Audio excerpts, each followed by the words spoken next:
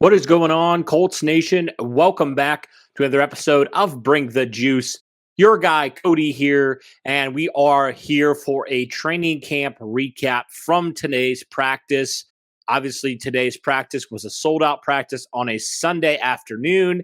My guy, Derek, is down there right now during practice and was a part of the media. Unfortunately, I wasn't able to go, so you guys are stuck with me kind of looking at this recap from a couple different people, including Derek, kind of the things that he saw. So I'll kind of jump right into it. So, kind of the storyline of the day, I think, was the defense, right? The defense really won the day for the Colts today. The offense kind of came out and they were a little bit sloppy today. They had 4 drops, they had a couple fumbles.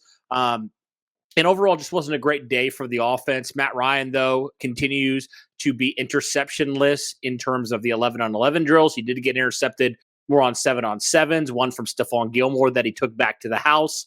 And Gilmore was really, really on it today. From everything that we heard, he was locked down today. He's had a really good camp so far, but even more so today, it felt like Gilmore was making his presence known, right?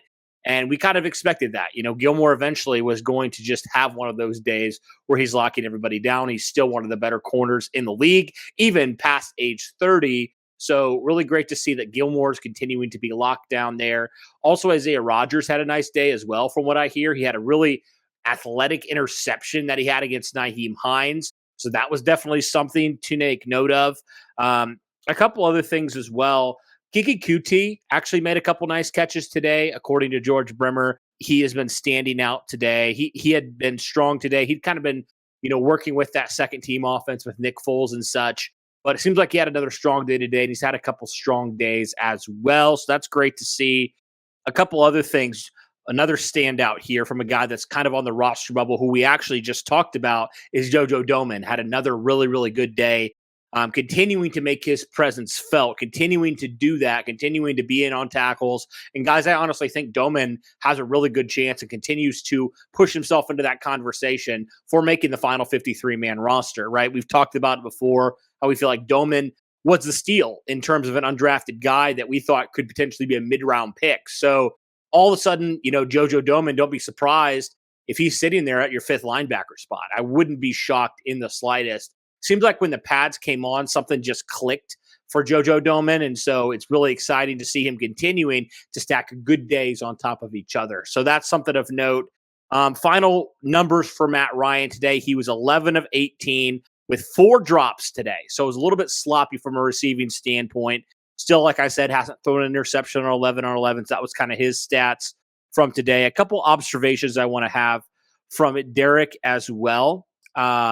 So a couple different players, just because of the extensive heat today, it's in the 90s today. Some players were getting some extra work. Most notably, Kenny Moore was getting a little bit more help, a little bit more stretching than normal, just to make sure that he was loose and ready to go. Also just kind of looking at also a couple different players made some highlight plays. Some of those receivers, like we talked about, like Desmond Patman got a nice deep ball from Nick Foles. Paris Campbell had a nice catch over Kenny Moore. There's a couple other things. It looked like Kylan Granson also had another pretty solid day. So it's good to see him starting to come into his own a little bit as a receiver, for sure. And it's just cool to see that. A couple other ones as well that I want to just mention, talking, Derek's kind of mentioning it. Dio Adangbo and Eric Johnson both had a really good days today. They were in the backfield a lot today. EJ Speed also had a couple nice tackles, one specifically where he met Philip Lindsay in the hole and stuffed him in the hole. So great to see that. It seems like the tight ends really got involved a lot today. Seems like the wide receivers kind of took a step back today in terms of the production. They kind of struggled a little bit, but more of the tight ends got a little bit more involved. So it definitely seems in that department that the tight ends are starting to come into their own, which is exciting because you really feel good about all 4 of these tight ends. And, it's good to see them starting to pop up against a defense that's really, really good right now and really, really has been finding themselves. Good to see the tight ends starting to really, really find some things. So also just want to going back to Dio really fast. He also had, a couple would-be sacks today. So great to see him continuing to build days on each other too, because we really feel like he could be a key piece to this defensive line, turning the corner this next season. So really excited about that as well. Last thing I want to talk about. So it's been well documented that, Matt Pryor has not really been doing great against Yannick Ngakoue. Well, actually, this was probably Pryor's best day in camp against Yannick. And that's great to see. It's not about just getting, it's not about, it's all about getting 1% better every day. And it seems like Matt Pryor took that to heart, and he just got 1% better today. And he had a better day against Yannick. And he's not always going to have the greatest days against him because he's a really good pass rusher. But it's great to see that he's now continuing to improve as camp goes along. He's continuing to figure out ways that he can also, just continue to work against him, because he's going to see some really good pass rushers. This is really, really good for him. So that's great to see as well. Derek's biggest winners today. I want to talk about this real fast. I would say Ashton Doolin for him, number 1, Kylan Granson, number 2, number 3, Stephon Gilmore, number 4, Dayo Adangbo, and his 2 honorable mentions he lists are Matt Pryor and Zaire Franklin. He also just wanted to say the team defense in general was really solid today. The offense had some sloppy moments. Some other things, talking about Matt Pryor, Frank Reich agreed. He said this was clearly his best day of camp today, especially against Yannick. So that's great to see. And I think one thing that Derek was encouraged about, even though the offense had a sloppy day, he said the thing he loves about Matt Ryan is how he kind of embraces the mistakes, right? He embraces that the Colts are going to have mistakes on offense, and, he's going to be the one that's going to help hold guys accountable to help improve on those mistakes. Because let's be honest, guys, the offense isn't always going to have the greatest days. They had a couple days off. They're a little bit sloppy today. So great to see that Matt Ryan continuing to take that accountability as well. So, guys, that's kind of all I have here from this day of training camp. I actually don't even know what day we're on anymore.